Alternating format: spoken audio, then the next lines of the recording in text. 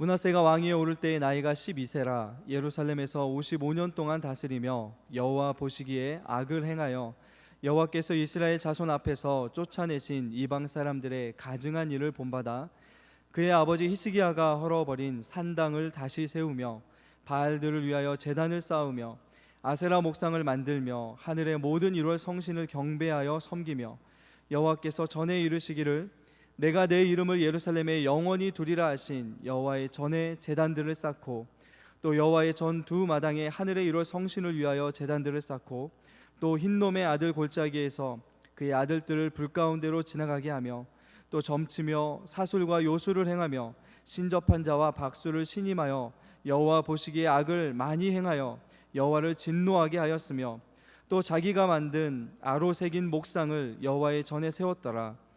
옛적에 하나님이 이 성전에 대하여 다윗과 그의 아들 솔로몬에게 이르시기를 내가 이스라엘 모든 지파 중에서 택한 이 성전과 예루살렘에 내 이름을 영원히 둘지라.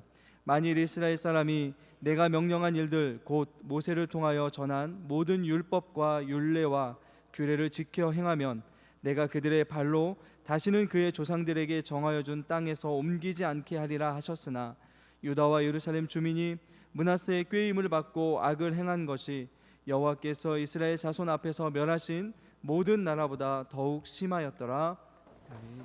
하나님께서 주신 너무나 소중한 선물이기도 하고 또 벅찬 일감이기도 한 자녀를 너무나 힘들지만 하나님께 충성하는 자세로 길러내신 부모님들, 그리고 기르고 있는 부모님들, 여러분들의 노고를 치하드리고 여러분의 남은 평생과 또 여러분 자녀들의 평생에 하나님의 은혜와 평강이 가득하기를 주님의 이름으로 축복합니다. 여러분, 믿음 좋은 부모 밑에서 믿음 형편없는 자식이 나온 일을 본 적이 있으십니까? 얼마든지 있습니다. 오늘 본문은 그 전형적인 사례를 보여주고 있습니다. 믿음 좋은 부모 밑에서도 믿음 없는 자식이 얼마든지 나올 수 있고 그럴 경우에 얼마나 무서운 일들이 일어나는가를 보여주고 있습니다. 전주서문교회는 역사가 깊은 교회라서 보통 3, 4대를 이어온 가정들이 많습니다. 그 기간 동안 한 120여 년 한국교회는 신앙이 발생하여 성장해온 역사였고 그래서 그동안은 우리가 신앙을 지키는 것과 자녀에게 물려주는 것이 비교적 쉬운 기간이었습니다. 하지만 앞으로는 신앙생활하기가 점점 어려워질 것 같고 그래서 신앙의 대를 이어주는 문제가 우리에게 너무나 중요하고 어려운 문제가 될 것 같습니다.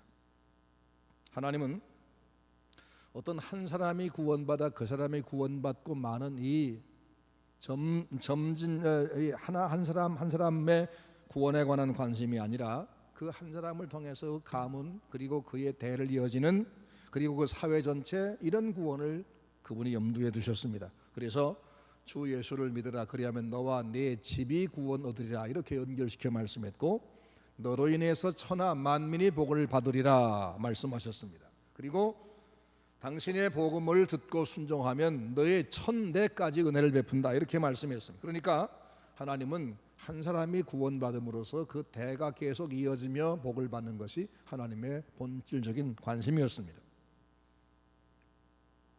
그래서 오늘 어버이주일을 맞이해서 우리가 어떻게 해야 우리 신앙의 대를 이어줄 수 있겠느냐 이 신앙 계대의 대책에 대해서 말씀하겠습니다. 오늘 본문은 히스기야 왕을 중심으로 전개되는 역사적인 사건입니다. 히스기야는 남쪽 유대 나라의 13번째 왕으로서 29년간을 다스렸는데 다윗 왕 이후에 한 300년 만에 등장한 참 보기 드문 믿음의 왕이었습니다. 그가 25세 때 왕이 되자마자 종교 개혁을 단행합니다. 여기저기 널려있던 우상들을 전부 다 찾아서 파괴 없애버리고 그리고 하나님의 성전에 있던 모든 더러운 잔재를 깨끗하게 정리해서 다 태워버리고 부숴버리고 그리고 하나님 앞에 범죄해서 하나님을 떠났던 백성들을 다 하나님 품으로 돌아오도록 가르치고 인도했습니다. 오랫동안 폐지되었던 성전 제사를 재개했습니다. 그리고 백성들에게 11조를 드리기 위해서 성전에서 일하는 레위인들, 제사장들이 먹고 살면서 예배하는 일, 백성 가르치는 일에 전념하게 만들어 주었습니다. 그리고 오랜 세월 잊어버렸던 유월절을 지키게 해서 우리의 구원이 하나님에게서 왔다는 것을 다시 기억하게 만들었습니다. 그리고 국방이 튼튼해졌습니다. 하나님 앞에 바로 서니까 모든 게 다 잘 됐습니다. 그렇게 훌륭한 왕으로 평생을 살았는데 그가 세상을 떠날 때 온 백성은 히스기야에게 특별한 이유를 했다라고 32장 33절에 말씀합니다. 히스기야가 그의 조상들과 함께 누움에 온 유대와 예루살렘 주민이 그를 다윗 자손의 묘실 중 높은 곳에 장사하여 그의 죽음에 경의를 표하였더라. 그렇게 말씀합니다. 히스기야는 아주 드물게 보는 믿음이 출중한 사람, 참으로 훌륭한 왕이었습니다. 그가 믿음으로 하나님과의 관계를 바르게 하고 백성들을 그렇게 하나님 앞에 인도하니까 온 나라가 복을 받아서 신앙생활을 잘하고 범사가 잘 되었습니다. 그리고 자신도 존경을 받았습니다. 우리나라의 대통령께서도 이 나라의 흥망성쇠의 열쇠를 가진 분이 하나님임을 깨닫게 되고 믿게 되고 그래 겸손하게 하나님 앞에 기도하면서 나라를 다스리도록 우리가 기도해야 하겠습니다. 그런데 이 훌륭한 히스기야에게 약점이 하나 있습니다. 그가 신앙의 대를 잇지를 못했다. 자기에게서 끝나게 하고 말았다. 이것이 큰 문제입니다. 히스기야가 세상을 떠난 뒤에 12살 난 아들 므낫세가 왕이 됩니다. 그 므낫세는 왕이 되자마자 하나님 앞에 범죄를 시작하는데 형편이 없었습니다. 33장 오늘 읽을 말씀 2절 3절 말씀 보면 여호와 보시기에 악을 행하여 여호와께서 이스라엘 자손 앞에서 쫓아내신 이방 사람들의 가증한 일을 본받아 그의 아버지 히스기야가 헐어버린 산당을 다시 세우며 바알들을 위하여 단을 쌓으며 아세라 목상을 만들며 하늘의 모든 일월 성신을 숭배하여 섬기며 라고 했습니다. 그 뒤에 보면 더 자세히 나옵니다. 므낫세는 그의 아버지 히스기야가 간 길과 반대로 갑니다. 자기 아버지가 다 헐어버리고 없애버린 우상을 다시 만들어 세웠습니다. 하나님을 경배하는 성전 경내에 제단 자리에 우상의 단을 만들었습니다. 그래서 성전에 와서 하나님 앞에 예배하는 사람들에게 전부 우상 숭배하도록 강요하고 그 길로 끌어갔습니다. 자신만 아니라 온 백성을 죄악에 동참시켰습니다. 그래서 9절 말씀 보니까 그 땅에 살던 원주민들이 우상 숭배하는 것보다 훨씬 더 심하게 우상 숭배를 했다라고 평가합니다. 어떻게 한 가문에서 이렇게 다른 아버지와 아들이 나올 수 있을까? 어떻게 믿음 좋은 그 좋은 아버지에게서 이렇게 못되고 믿음 없는 자식이 나올 수 있을까? 마치 자기 아버지가 너무 훌륭해서 사람들이 그를 위해서 동상을 만들었는데 아들이 망치 가지고 가더니 그것을 다 깨부수는 그런 모습을 보는 것 같습니다. 그런데 이런 일들이 우리 주변에서도 소리 없이 지금 진행되고 있는지도 모릅니다. 내 가정에서는 지금 이런 일이 벌어지고 있지 아니한지 살펴보시기 바랍니다. 므낫세는 55년을 통치했는데 그동안 하나님을 배반하고 악을 행하다가 말년에 바벨론에 끌려가서 죽을 고생을 하고 돌아온 뒤에는 잠깐 정신 차리고 하나님께 돌아오는 듯 했지만 자기가 엎질러 놓은 그 물, 자기 백성으로 우상 숭배하게 한 그 엄청난 죄, 거기서 조금도 돌이키지 못하고 수정 못하고 결국 죽었습니다. 그리고 그가 죽은 뒤에 56년 만에 그가 기울어 놓은 배는 침몰하듯이 나라가 다 망해 없어지고 말았습니다. 이 책임을 과연 누구에게 물어야 할까? 자식에게 신앙을 물려주지 못한 히스기야에게 있다, 이렇게 말하는 것이 옳을 겁니다. 자식 하나 잘못 둔 탓으로 하나님의 이름을 온전히 명예롭지 못하게 욕되게 만들고 나라 망하게 하고 자기 백성 전체를 다 고통에 빠뜨린 이 무시무시한 죄의 책임을 당사자인 므낫세와 아버지인 히스기야가 공동으로 져야 할 것입니다. 하나님을 믿는 부모는 부모가 된 신자는 이런 일을 읽을 때, 이런 말씀 읽을 때 그냥 넘길 수가 없습니다. 심각하게 이거 내게도 이런 일이 안 생길까 두려운 마음으로 들어야 됩니다. 하나님께서 왜 하필 이 말씀을 기록해 두어서 오늘 우리가 읽고 듣게 하시는지 그 이유가 뭘까? 우리는 생각해 보면서 이 말씀을 들어야 합니다. 믿음 좋은 부모라고 해서 반드시 믿음 좋은 자식이 나온다는 법이 없습니다.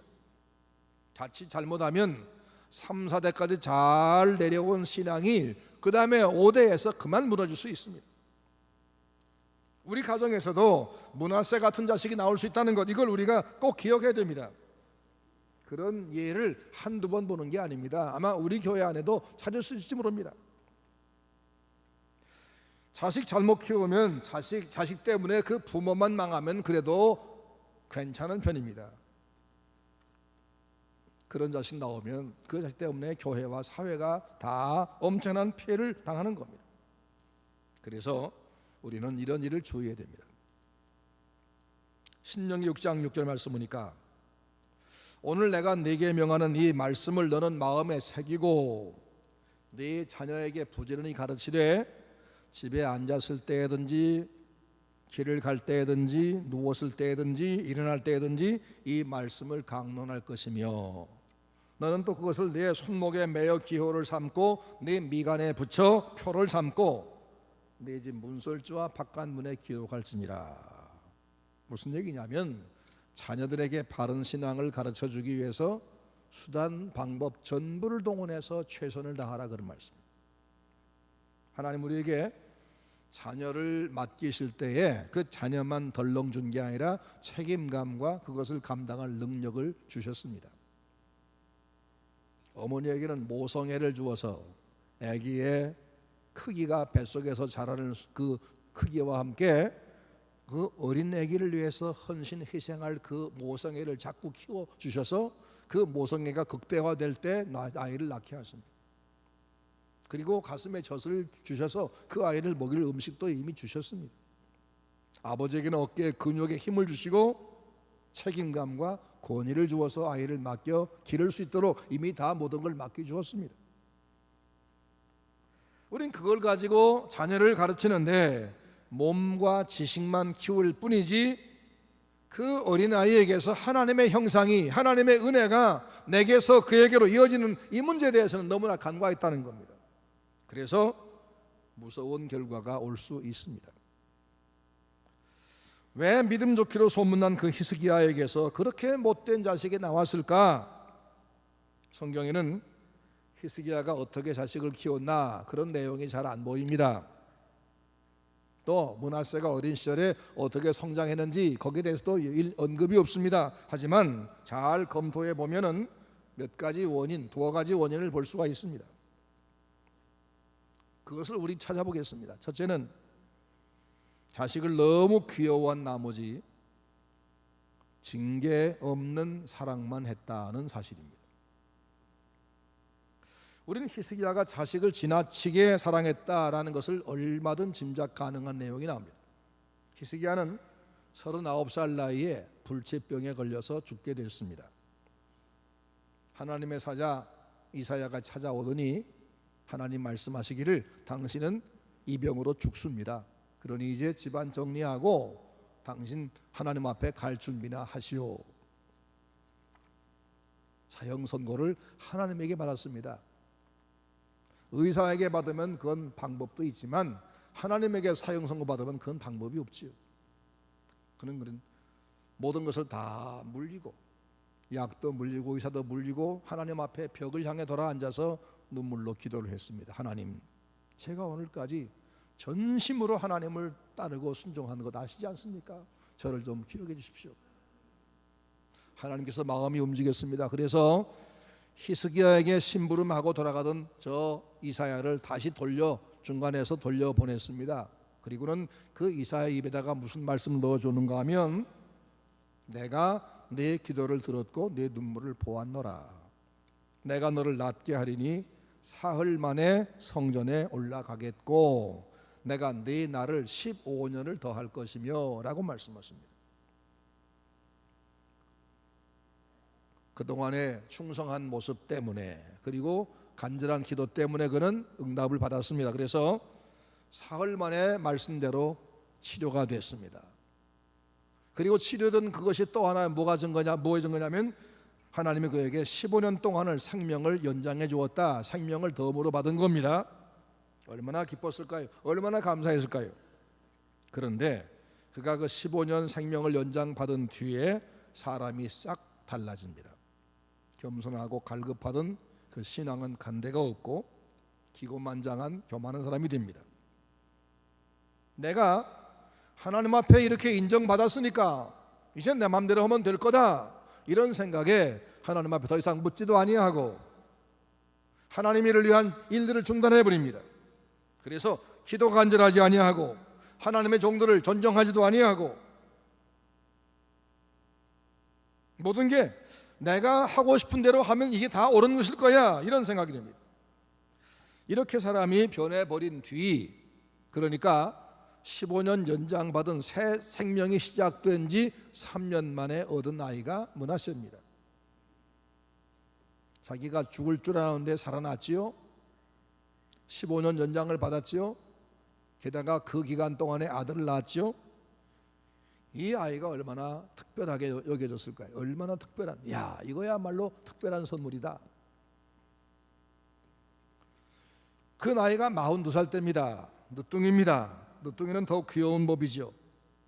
아마도 히스기야는 하나님께 인정받은 그 보너스 15년 생애 중에서 아들을 얻은 뒤에 남은 생애가 이젠 12년 남았죠. 3년 지났으니까 그 12년은 오직 므낫세만 귀여워하고 그 시중드는 일을 위해서 왕권을 다 사용하다 죽은 것 같습니다. 뭘 보면 알 수 있느냐? 그에겐 왕비가 있었고 후궁도 많을 테니까 다른 왕자가 많을 터인데 제일 마지막에 낳은 이 므낫세, 이 사람에게 왕위를 물려준 걸 보면 얼마나 므낫세를 특별히 여겼나 알 수가 있습니다. 쥐면 깨질세라, 불면 날아갈세라, 애지중지 므낫세를 너무너무 사랑한 나머지 그 자식을 바로 기르는데, 그 아이에게 하나님의 말씀을 의지하고 순종하도록 그 아이를 바로 세우는데 거기는 등한히 했던 것입니다. 부모가 아이를 지나치게 사랑하면 징계를 못합니다. 할아버지 할머니한테 갔다 오면 버릇 나빠지는 게 거기서 나오는 겁니다. 아이가 조금 불쾌한 표정만 지어도 안쓰러워서 그만 손을 내려버립니다. 아이가 미련한 짓을 해도 그게 귀엽게만 보이고 명백한 잘못 저질러도 그걸 책망을 못하고 그냥 말로만 한마디 그냥 그러면 안 돼, 이게 끝입니다. 애가 노여울까 봐서 그렇습니다. 이런 일이 반복되면 그 아이는 기준이 없어집니다. 옳고 그름에 대한 분별력을 잃어버리게 됩니다.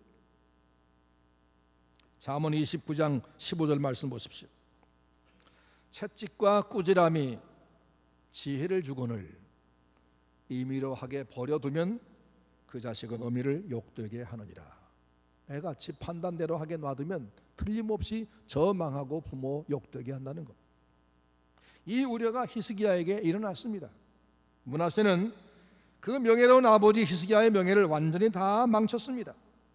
자식을 너무나 사랑한 나머지 그에게 오냐만 했기 때문에 이렇게 망한 겁니다.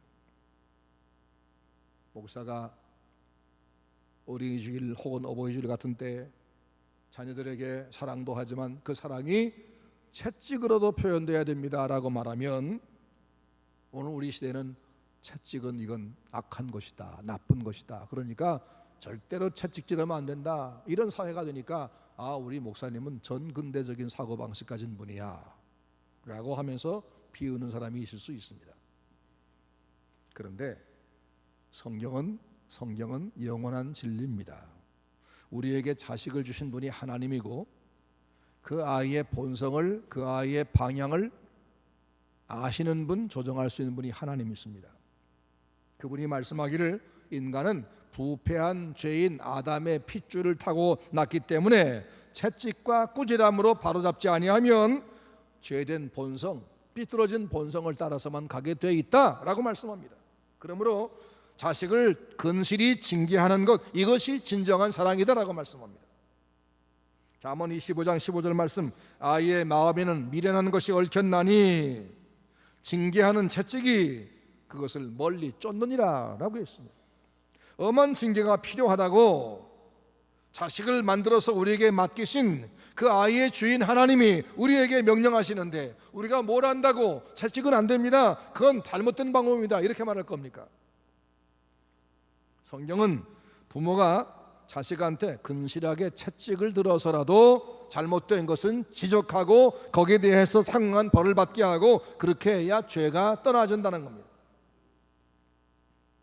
자식이 마음속엔 죄성이라고는 삐뚤어진 마음이 본래 거기에 물려받아 있기 때문에 부모는 그것도 바르게 잡아줄 책임이 있다는 겁니다.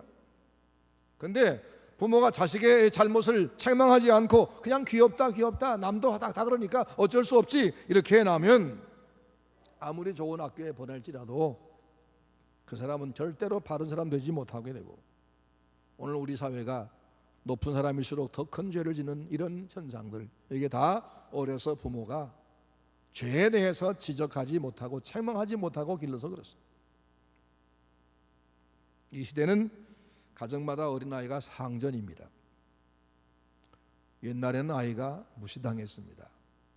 어린이날이 제정되기 전 일제시대만 해도요, 어린아이들은 아주 시시한 존재였습니다. 그래서 하도 어린애기를 무시하고 하찮게 생각하니까 1년에 단 하루만이라도 어린아이가 얼마나 소중하고 이 아이에게 우리 미래 달려있다는 것을 기억하라고, 그래서 5월 5일 어린이날로 정했는데 이 시대는 365일이 다 어린이날이, 어린이가 왕이 아닌 날이 없어요. 가정마다 아기가 왕입니다. 어린아이 요구하는 것을 안 들어주고 버틸 가정이 없습니다. 이렇게 애들에게 빗나간 사랑, 그저 오냐오냐의 사랑만 한 결과로 존경받는 사람의 자식도 그 자기 부모가 받던 존경을 다 헐어버리게 되고, 사회에 기여한 사람의 자식도 그 부모가 기여한 사회를 헐어버리게 되는 겁니다. 성경은 아이를 지나치게 사랑해서 공경하듯이 떠받들어라 하지 아니하고 근실히 징계하라 라고 말씀했습니다. 잠언 29장 17절 말씀, 내 자식을 징계하라, 그리하면 그가 너를 평안하게 하겠고 또 내 마음에 기쁨을 주리라. 잠언 13장 24절, 매를 아끼는 자는 그 자식을 미워함이라, 자식을 사랑하는 자는 근실히 징계하느니라. 일관된 하나님의 말씀. 그런데 히스기야는 그렇게 못했습니다. 그래서 이 히스기야의 아들 므낫세가 그 아버지의 시체가 식기도 전에 온갖 악한 일을 시작합니다. 그러기에 이 므낫세의 멸망은 그만의 책임이 아니고 히스기야의 책임일 수밖에 없습니다. 만일 므낫세가 아버지에게 엄하게 책망을 받으며 잘못된 일을 할 때마다 경고를 받으며 채찍을 맞으며 자랐으면 이 아이는 선과 악이 분명히 구분되는 사람, 무엇이 악인지 무엇이 선한 것인지 내가 뭘 택할지 아는 사람 됐을 겁니다. 자식은 격려로만 아니라 징계로도 사랑을 표현해야 하는 것입니다. 여러분에게 맡기신 자녀는 그 주인이신 하나님이 여러분에게 맡겨주신 너무나 귀한 선물이지만 부모가 잘못 기르면, 방임하면 죄로 기울어서 엄청난 잘못을 저지르게 되어 있는 위험한 선물입니다. 그러므로 하나님의 말씀, 주의 교양과 훈계로 양육하시기를 바랍니다. 그래서 여러분 가정에는 하나님을 경외하는 참 신앙과 아름다운 삶이, 반듯한 삶이 대대에 이어지는 축복이 있기를 주의 이름으로 축원합니다. 둘째 문제가 뭐냐? 히스기야는 자식한테 신앙적인 좋은 모범을 보이지 못했습니다.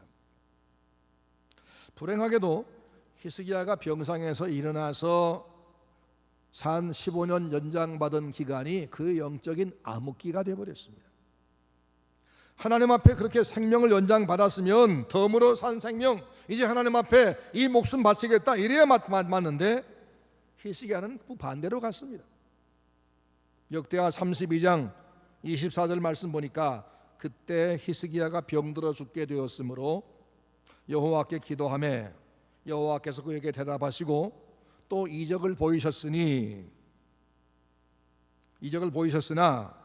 히스기야가 마음이 교만하여 그 받은 은혜를 보답하지 아니하므로 진노가 그와 유대와 예루살렘에 임하게 되었더니, 받은 은혜를 보답지 아니하므로라고 되어 있습니다.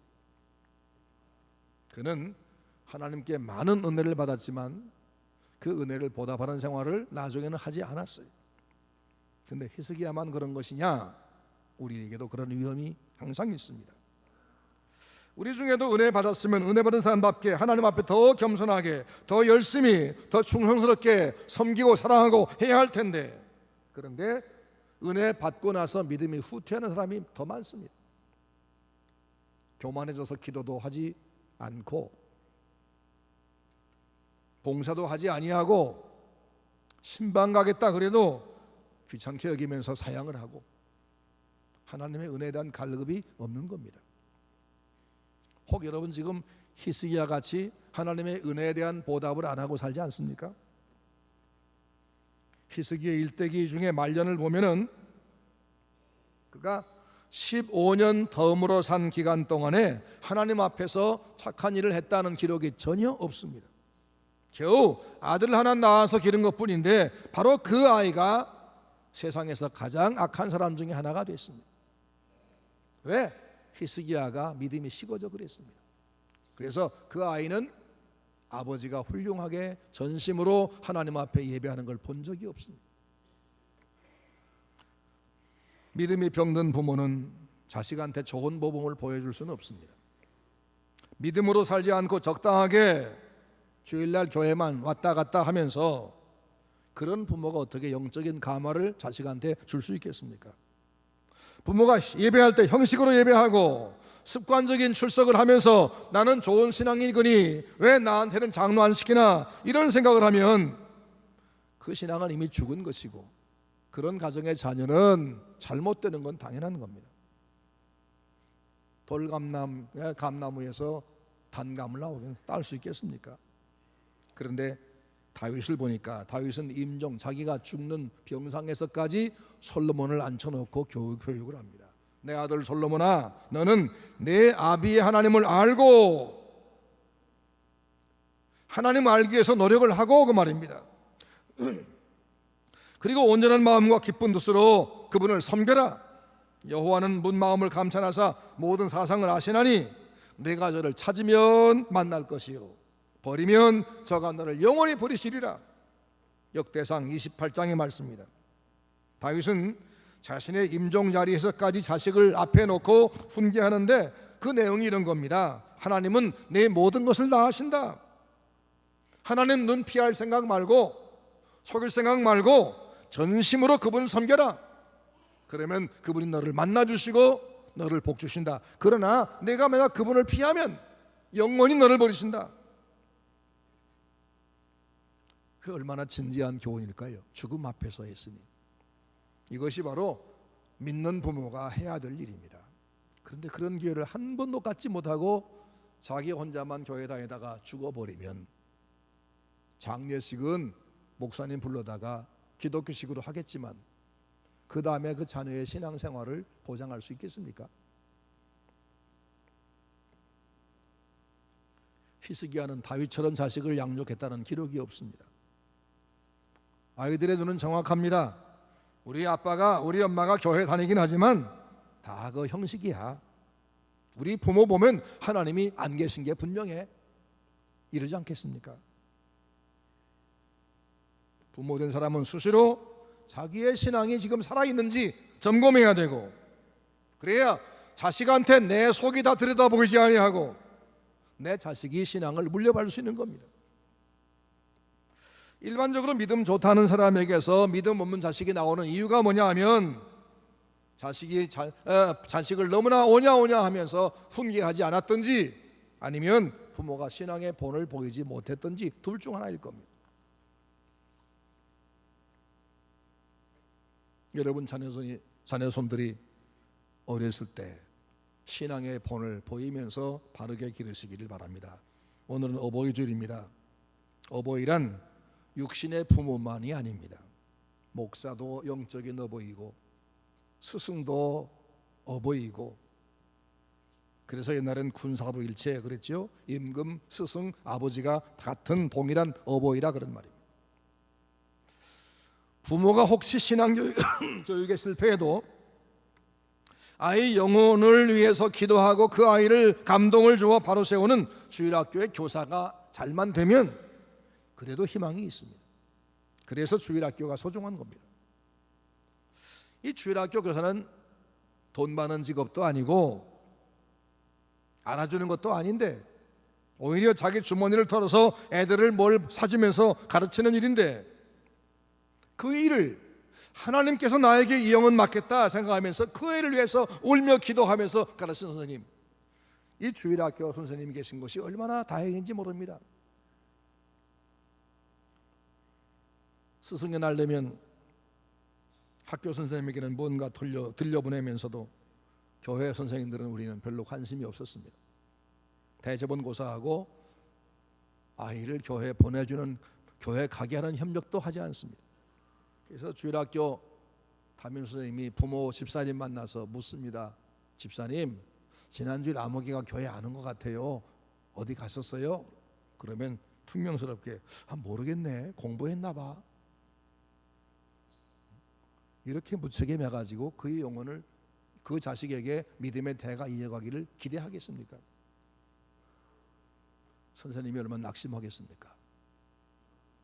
우리는 히스기야가 자식을 잘못 키운 두 가지 원인을 유추해 보았습니다. 사랑만으로 가르치려는 것과 부모가 신앙의 모범을 보이지 못한 문제가 있다는 겁니다. 이것이 우리의 문제가 아닌가? 우리가 아이들을 정말 과도하게 사랑하며 격려하며 잘한다만 하는 것인가? 아니면 그 아이에게 이것은 잘한 것이고 이건 잘못이고 이 잘못은 이만큼 잘못이니까 너 몇 대를 맞아야 되고,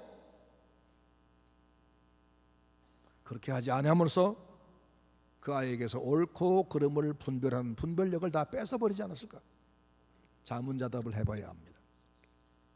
지난주에 대신방하는데 어떤 집사님이 눈에 눈물을 가득히 담고 이런 고백을 저한테 했습니다. 목사님, 내가 우리 부모님에게서 세상에서 가장 귀한 신앙을 물려받았습니다. 그런데 내가 만약 잘못해서 내 아이에게 신앙의 껍질만 물려준다면 우리 아이에게서 하나님을 뺏는 것이 될 것 같아요. 그럴까 봐 겁이 나요. 세상이 점점 험악해지는데 이 세상의 피난처는 오직 교회뿐인데 내가 내 교회를 사랑하게 하는 마음을 심지 못하면, 내 아이에게 내가 교회를 물려주지 못하면 난 큰일이겠다, 그런 생각을 했어요. 그 말 듣는 순간에 하나님이 나에게 오늘 이 설교 준비하는 것을 아시고 이런 분의 말을 내한테 주시는구나, 이 하나님의 음성이구나 하는 생각을 했습니다. 여러분, 좋은 나무가 좋은 열매를 맺는 법이지요. 여러분의 신앙은 어떻습니까? 내 자녀의 눈에는 내 신앙이 훌륭한 신앙이라고 비춰지겠습니까? 자녀가 존경하면서 따라올 만한, 내가 우리 어머니처럼 살아야지 이렇게 결심할 만한 그런 신앙이라고 생각합니까? 그들이 내 교회를 소중히 여기도록 교회에 대한 그런 사랑을 심어주고 교회에 대한 신뢰를 심어줬습니까? 아니면 교회에 대해서 욕을 하고 비난하고 교회 정 떨어지게 만들었습니까? 교회에 흠이 있어도 이 교회를 우리가 헐어버리면 걔들의 피난처를 뺏어버리는 것이, 정신 차려야 됩니다. 사랑하는 여러분, 여러분 후손 중에서 세계를 변화시킬 위대한 인물들이 나오기를 바랍니다. 다양한 분야에서 사람들을 옳은 데 이끌어가는 그런 능력 있는 인재들이 나오기를 바랍니다. 평범한 삶의 자리에서도 사회 곳곳에서 빛과 소금이 되는 그런 하나님 백성들이 여러분 자녀들 중에 나오기를 바랍니다. 그런데 그 인물들을 그렇게 키울 책임이 누구한테 있느냐? 바로 여러분에게 있고 교회에 있습니다. 히스기야가 범죄했던 실수를 다시 하지 않도록, 므낫세 같은 자식이 우리 가정에서 우리 교회에서 나오지 아니하도록 우리 함께 기도하며 정성을 다하십시다. 하나님 말씀을 철저하게 가르치고 잘못하면 분명히 이게 잘못한 것이라고 하는 것을 뼈에 새길 수 있도록 채찍도 들어서라도 바로 잡아주고, 그리고 부모의 신앙이 모범이 되어야 채찍도 훈계도 효과가 있는 법이지요. 사랑하는 서문교회 성도 가정가정에마다 훌륭한 자녀가 자라나서 하나님과 이 사회에 공헌하는 그런 아름다운 열매가 있기를 주님의 이름으로 축원합니다. 그리고 우리 교회 흠이 많지만, 과거에 흠이 있었지만 이제는 그렇지 않습니다. 우리 교회 자랑 많이 하고 아이들에게 교회가 얼마나 좋은지를 자꾸 얘기해서 아이에게서 교회를 뺏지 맙시다. 그리고 이번 교회 잃어버린 분들을 찾아 돌아오도록 애써서, 그래서 우리 모두에게 이 험한 세상에서의 피난처인 교회를 잘 지켜나감으로써 하나님의 은혜가 여러분 후손 만대까지 대를 이어지기를 주의 이름으로 축원합니다. 기도하겠습니다.